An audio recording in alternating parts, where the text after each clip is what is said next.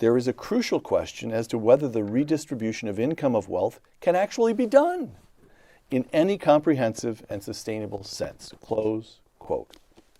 What do you mean? Well, I've used the example before of the we need to send a telegram to Alexandria Ocasio-Cortez here. Oh, I think it would be a vast waste of money. But I've used the example so far of the Cubans, Right. and of the East Asians, but they're all over the place. In the 15th century, in the end of the 15th century, Spain decided to expel all Jews, and as often happens in these cases, they're not allowed to take any wealth with them. And so they go to various places, including the Netherlands. And over time, they again rise to prosperity in the Netherlands, helping to increase the Netherlands economy. The Huguenots in France were being persecuted. They flee to England and Switzerland, and they take their skills with them.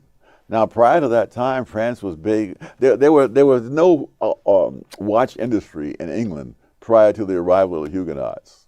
So now the British could buy their watches from London instead of from France. And moreover, the London watchmakers could compete in the international market with the French watchmakers. And in Switzerland, this is what helped Switzerland to become and remain to this day the dominant watchmaking country in the world. I mean, you can't confiscate the source of their wealth. You can confiscate, and although I didn't go into it in this book, this is true of people who want to do this on a local community level.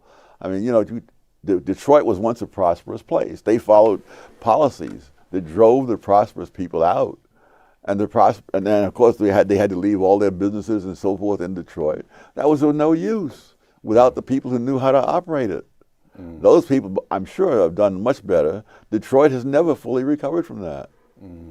So the idea here is you can confiscate wealth. It's already existing. You can confiscate but it wears material out. goods. Yes. Yes. But what point is it? All right. So again, I'm going to quote the book once again. Physical wealth is a product of human capital.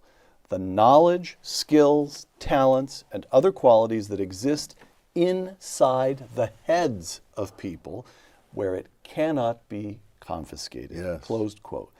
So the central question, you're going, correct me if I get this wrong because I have a feeling you're going to slap me around for what I'm about to say. The central question, not just of economic growth, but of social justice, is not the distribution of wealth. It's access to human capital. It's access to education is really what it comes down to. Human is that capital right? it encompasses education, but it's not limited to that. So because it's also the store, so where you have social pathologies, it's very hard.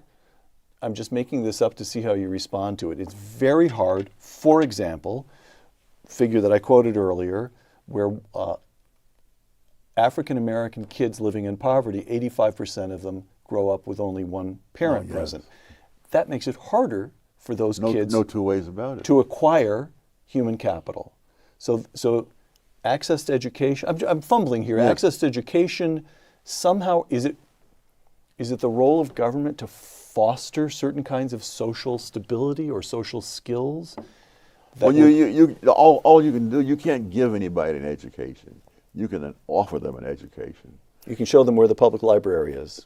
That's right, but that's it. Okay.